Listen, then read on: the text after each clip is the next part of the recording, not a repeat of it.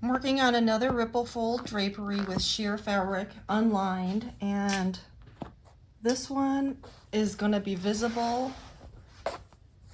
at the header, where the last one I did will not be because it's going to be in a pocket. So this time I'm going to sew on the Ripplefold tape so that you don't see the stitching on the front.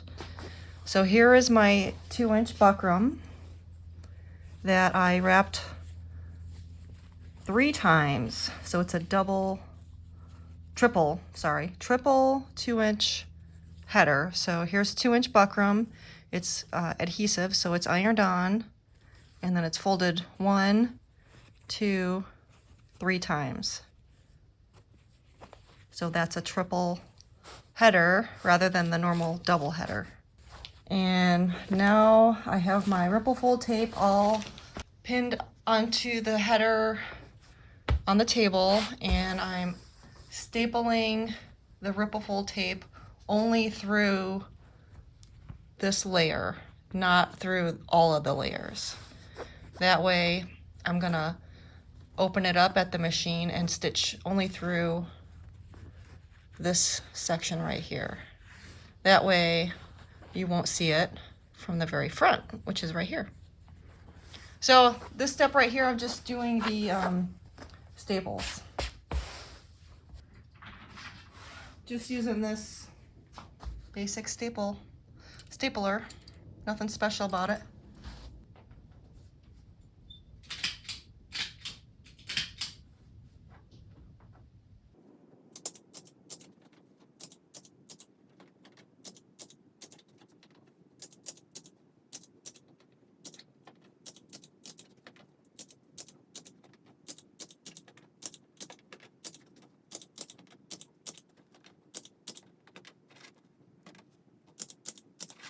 I'm putting 3 staples in between each set of snaps.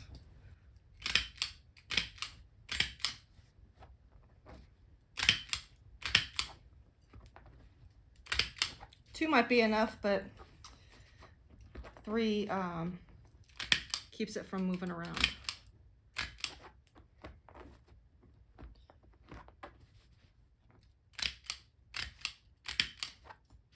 That puts them about every 1.5 inches or so.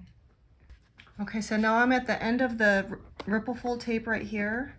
And before I staple this section down, I'm gonna turn the side hem over a little bit so that I can finish that tape all the way end to end. I didn't want to do this until I got the tape stapled into place. So I'm just gonna mark where I want to turn it and then move the tape out of the way, and then I'll press it.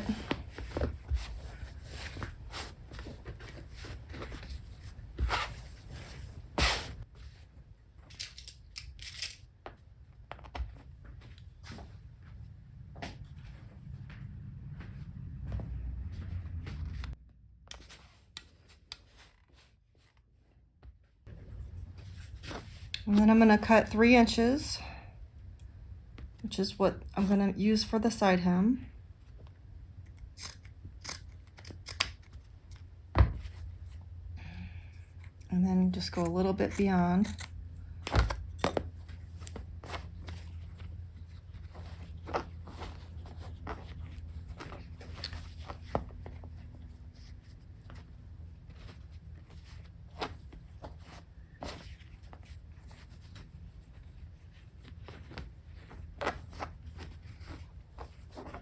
And I just want to get this part finished enough so that I can stitch on that tape.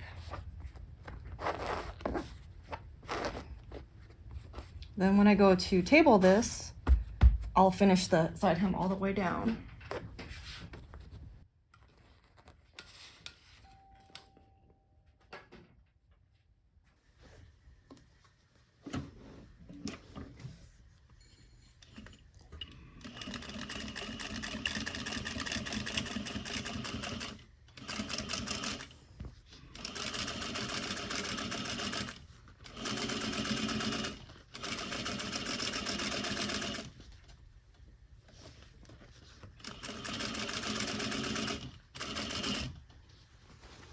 this part's very easy. I'm just sewing through the back layer of the buckram. So this will be the front. This is the back, and the stitching only goes through here. That means you won't see it from the front. And the Ripplefold tape is already stapled into place. So this part is really easy.